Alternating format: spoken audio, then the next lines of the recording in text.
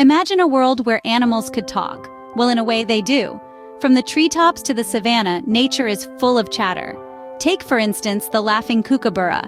This bird's call sounds just like human laughter, hence its name. Now let's jet off to Africa. A giraffe's communication is mostly silent, but they do hum in the night, a sound as mysterious as their long necks.